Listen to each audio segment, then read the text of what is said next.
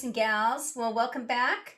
Today, we're going to now look at the thirds and sevenths, which is the core important notes from any chord. Okay, and we're going to figure out how to practice these and learn these. They are the cornerstone of everything we do in jazz piano. So you must,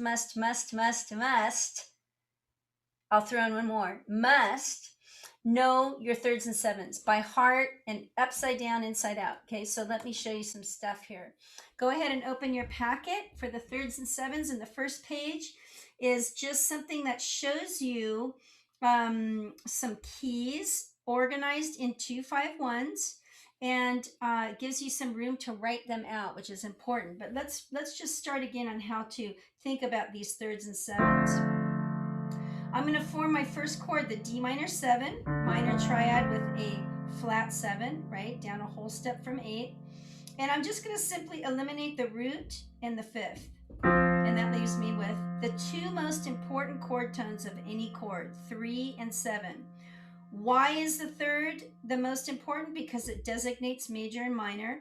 And the seventh designates whether something stays in one place or whether it moves. Okay, we'll kind of get into some of that later. But anyway, here's my third and 7 of D minor. Now you'll see on this sheet, I've inverted that to put it up here.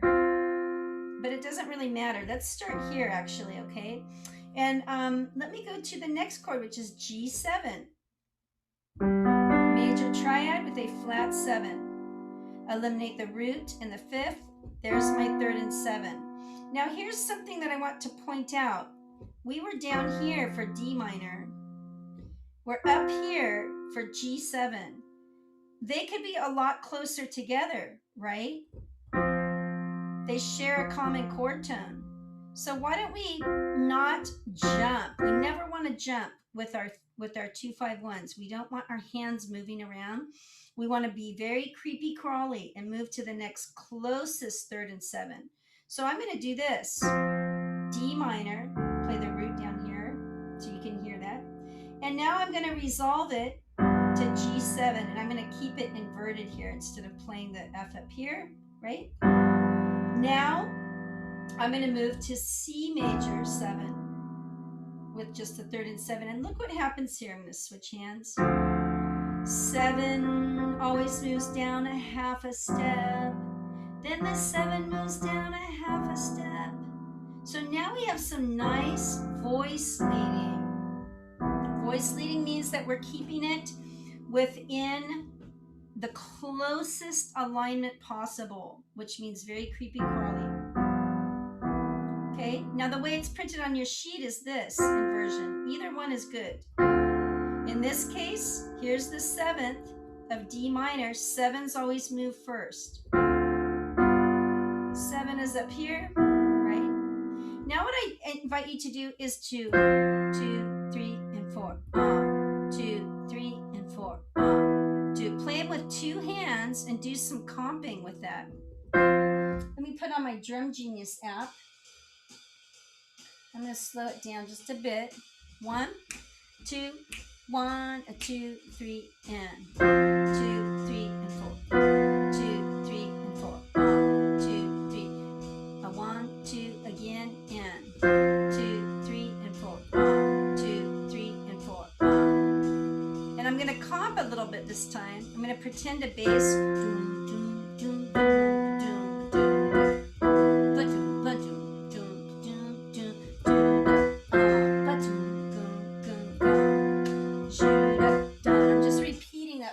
Key of C.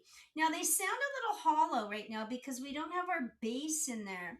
But I want you to think about this, that piano players usually work with bass players, right? So we're going to let them cover the root. It's going to sound like this. If I kicked bass in my left hand, it would sound like this. And really this is all you need in the whole world is thirds and 7s. Wynton Kelly used thirds and 7s in the tune Freddie Freeloader, so check that out. His left hand was all thirds and 7s.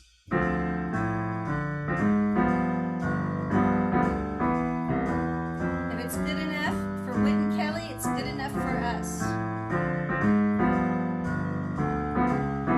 Okay, so why don't you go ahead and play with me this time, and I'm going to kick bass for both of us. I want your left hand, this is important. Left hand needs to be in and around middle C. Okay, on my piano, here's middle C. So in and around middle C, you don't want it too low, right? That's too boggy. You don't want it too high. It sounds too thin. So you want in and around middle C for left hand, right hand an octave higher. So this is what I want you to play. Okay, and I want you to play with me, and the pattern we're going to use is this: 1, 2, 3, and 4, and 2, 3, and 4, and 2, 3, and 4, and 2, 3. Then repeat: 2, 3, and 4, and 2, 3, and 4, and. Okay, here we go. I'm going to kick bass. You don't kick bass. You play up here. I'm going to play bass down here and one of the chords, okay? If I had 3 hands, I'd join you, but I don't. I do have dreams about having 3 hands. That would be awesome. I'd have a whole hand dedicated to kicking left-hand bass. Here we go. Okay, together. Key of C. 1, 2, 3, and.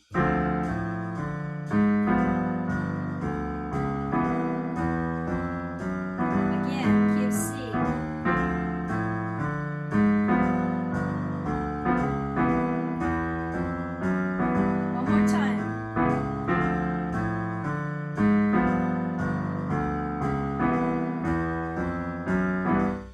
Now, I want you to pause my video right now and go write out all your thirds and sevens or get them memorized, either one, okay? And then come back here in a second and we're gonna, or a minute or a week or whatever, however long it takes you to write out all your thirds and sevens that are on this page, okay? And we're gonna come back and play through them.